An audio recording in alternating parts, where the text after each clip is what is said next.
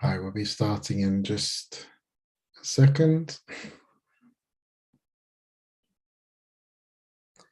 Yeah, I think it's time.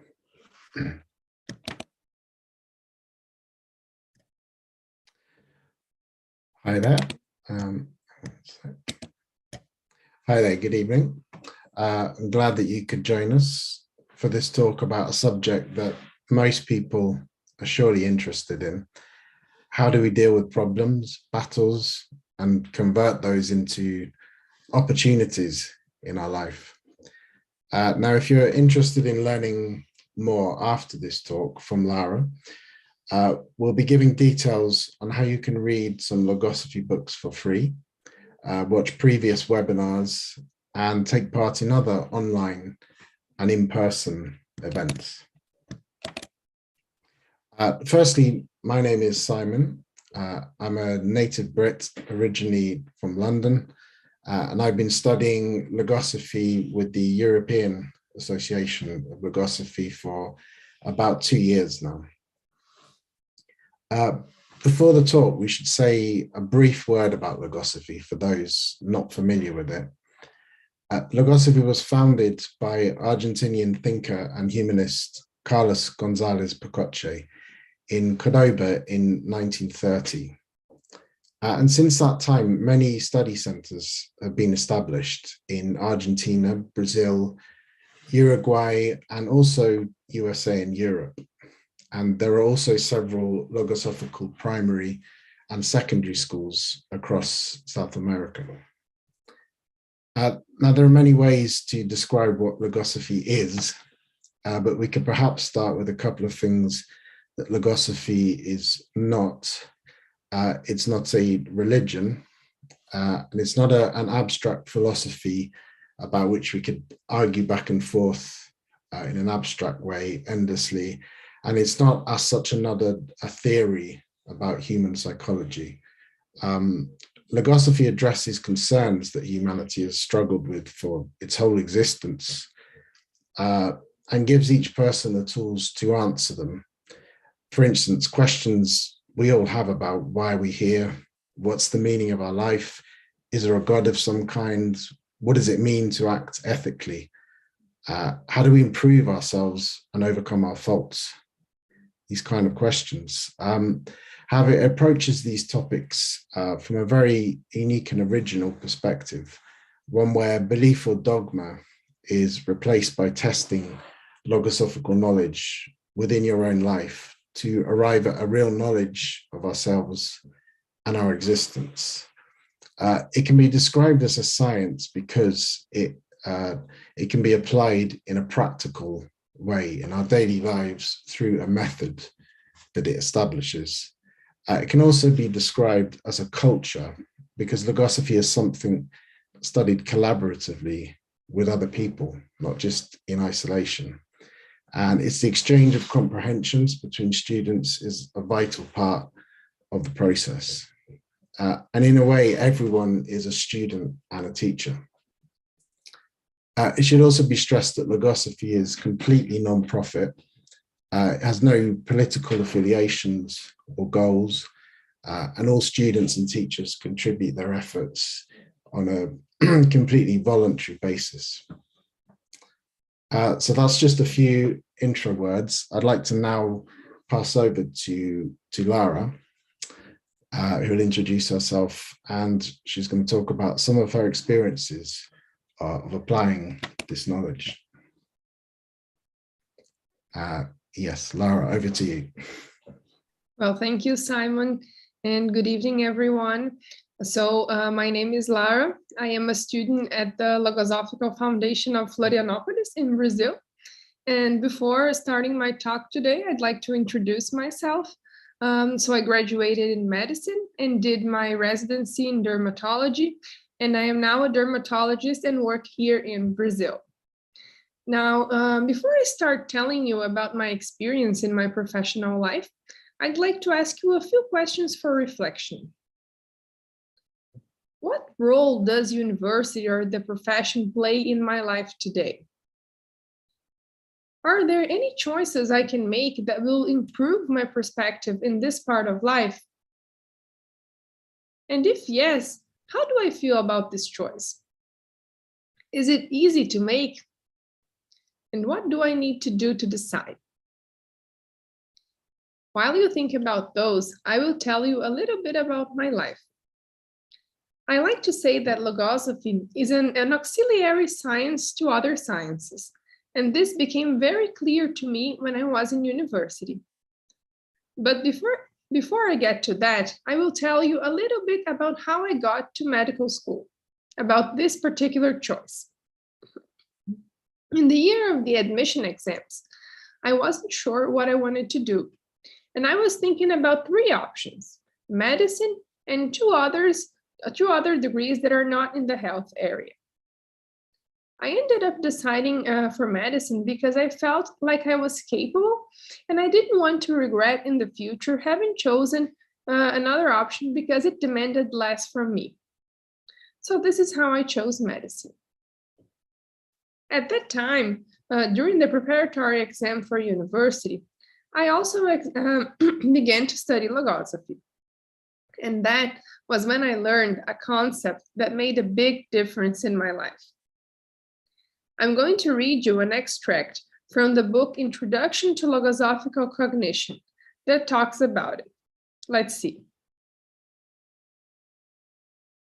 The struggle is the law of life, which must be confronted not once, but 1,000 times, and not with vacillation, but by being fully conscious of what it is inescapable.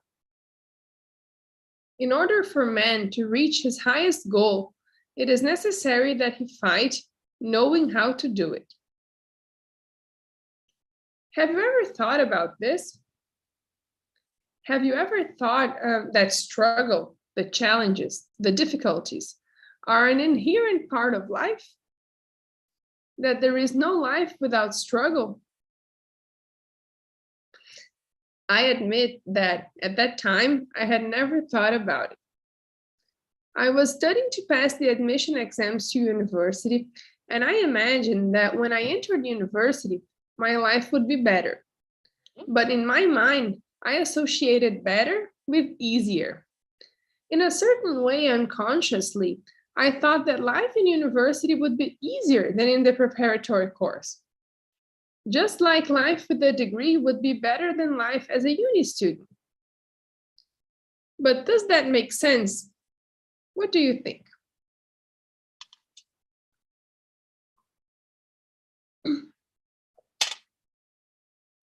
I started to observe people around me who were older and in another stage of life, especially my mom.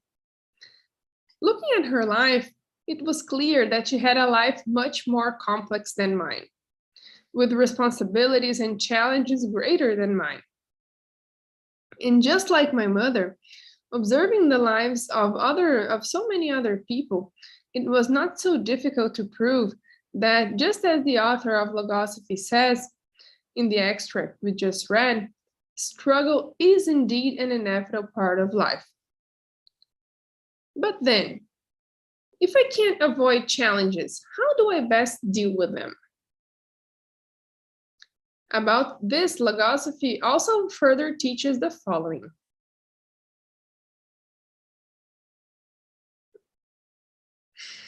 When the struggles which life presents seem harsh to you, soften them. Do not make them still harsher by becoming pessimistic or by letting your fortitude dwindle. You should always turn the battle into a teaching. Make the battle sweet when it seems bitter to you. You will see how the observance of this advice will lead you to triumph. This extract teaches me several things. First, that I must not make a problem bigger than it already is. Also, that I must avoid being pessimistic, because by being pessimistic, I make the struggle even more difficult. And above all, that I can make the struggle into a lesson. That is, that I can learn from the challenges that I experience. Learning all these aspects made me understand one thing. Challenges exist in my life today, and they will always exist. Denying their existence or fighting with them only makes me waste my time and my energy that I could be using to face them. It seems very simple and even very obvious talking like this, but in practice, I think it's not always so simple. After all, who here has never wanted to have someone else's life, which is apparently easier than their own? Or wanted to do another course because it seems more relaxed, have another job because it requires less?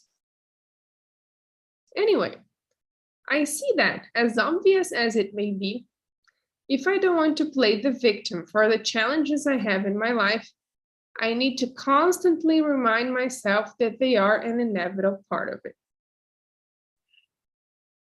So continuing my story, I passed the entrance exam for medical school and entered university. In the first year, which is a part of the so-called basic cycle, I studied in a similar way than I did to the preparatory course, and I didn't have much difficulty. When the second year came, we started to have more real medicine subjects, including practical classes. Then I began to have more difficulty because I did not have the same enthusiasm as most of my colleagues for both theoretical and practical studies. Have you ever felt this way? Have you ever noticed that something was not right, but you couldn't quite figure out what it was? And what can I do in a situation like this? I also realized that since the previous year, I had been less committed to practical classes and felt less skilled than my colleagues, which discouraged me from volunteering to do the physical exam in a practical class or to start extracurricular activities. After all, it seemed that my colleagues were way ahead of me. And when I finally came to realize the position I was in, I felt bad because I saw that I had a lot of room for improvement. Have you ever felt like that? Have you ever found yourself facing a challenge so big that it seems like a huge mountain that needs to be climbed, but you don't know even by where to start? That's how I felt at that time. I was already in the third year of medical school, and I had a lot to improve if I wanted to be a good doctor in the future.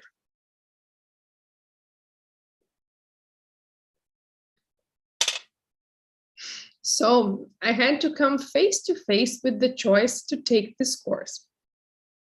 As I've already told you, when I began my studies in medical school, I wasn't sure if I wanted that.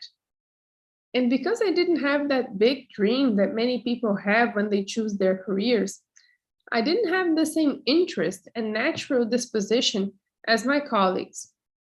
And I found myself in a position of going along rather than going in search of what needed to be done.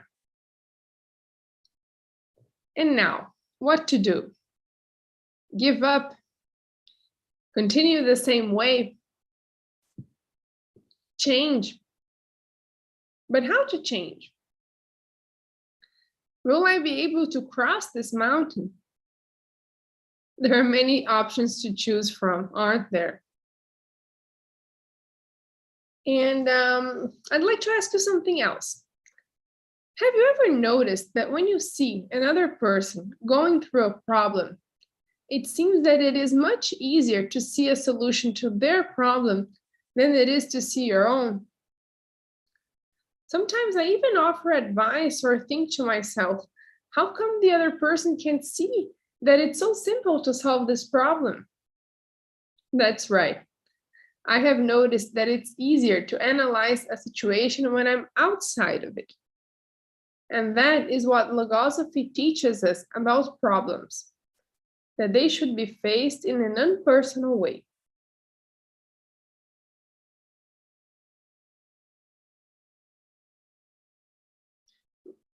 Can we see the slide? Yes. Thank you. A general tendency is to place oneself inside one's own problem. My advice is to always take an impersonal position. That is, to think in the same way as one would about the problems of others. When I put myself outside the problem, analyzing as if the problem belonged to someone else, I can see things more clearly. And that is what it means to see a problem in an impersonal way. Logosophy also teaches this. Life must not be placed inside our problems, but rather problems should be placed inside our life. Have you ever thought about this? Have you ever felt that your life was inside a big problem that seemed to have no solution? Placing the problems inside my life and not my life inside of them is another resource that helps me give a problem its due proportion, without letting it take up all the space in my life. And with that, it also makes it easier to see it from the outside, that is, in an impersonal way. And that's what I decided to do with my experience. I can already tell you that these reflections and the understanding that I'm presenting to you today were not born overnight, but were the result of a study and a learning process of months and even years. But Logosophy was fundamental in this process because it helped me to live in a better way those challenges that my academic and professional life brings me. So as Logosophy teaches me to observe what I think and feel, I started to be more attentive, and I identified two main conflicts happening inside of me. The first told me that I needed to dedicate myself more to university because I was intelligent and I was not doing all that I was capable of doing. I needed to pay more attention to this part of my life. But on the other hand, I also thought, is academic and professional life really that important? I knew that this is only a part of my life and that the profession is not the biggest goal in life. So, did I really need to dedicate myself so much? And you, have you been through something similar? Have you ever asked yourself if your profession is really all that in your life? If it really deserves all the time and the energy you dedicate to it, or if it's just too much? What is the right proportion of profession in my life? If I am sure that my profession is not the only goal in my life, how much do I need to dedicate to it?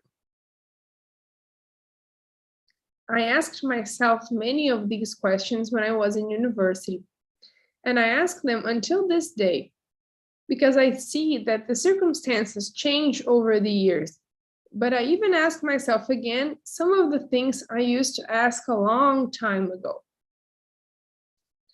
So in the experience of medical school, after a lot of reflection, I understood that both movements were right. I could dedicate myself more to the studies that I was doing at the time, and that would be very important to make me a good professional in the future. But it was also clear to me that my life should not be reduced to living medicine 24 hours a day. So I would have to find a way of reconciling medicine and life in general.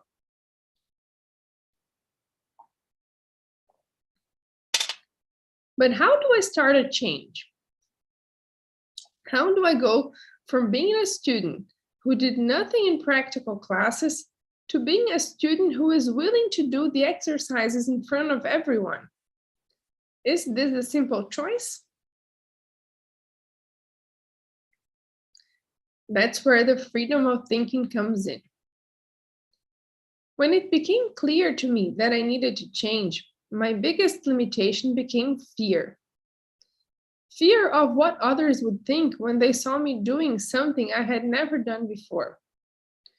Fear of what they would say if I messed up something they knew better than me. But above all these fears, there was the main one, which was the fear of not recognizing myself in this new way of being. I realized that these obstacles that often prevent me from making choices and decisions that are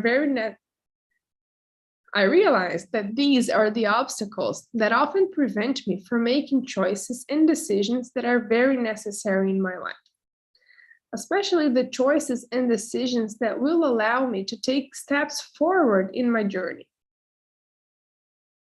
Logosophy helped me a lot in this process, and that's why it became clear to me that logosophy is an auxiliary science to other sciences.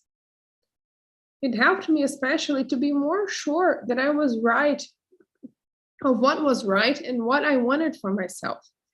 And it was the conviction that gave me the strength to overcome these obstacles that I had, and that were preventing me from being who I wanted to be, both in medicine and in life. The purpose of this talk today was to tell you a little, and I mean just a little, about how logosophy has helped me to be happier and to overcome the challenges that my profession presents me. If what we have been talking makes you feel something different inside of you, it may be because there is a part of you who wants to know more about this subject. If you're interested in learning more about logosophy, the best way to do it is to subscribe for a free course where you can start to study and apply it to your own life. We will paste the link to the application on the chat. And additionally, you can read any of the logosophical books completely for free on the website. You can use the QR code or the link that we will paste on the chat as well, logosophy.org.uk. You can also find more videos on YouTube with talks where other students of logosophy, just like us, share their experiences. And that's it for tonight. In the name of the Logosophical Foundation, we thank you for participating in this talk and wish you all a good night.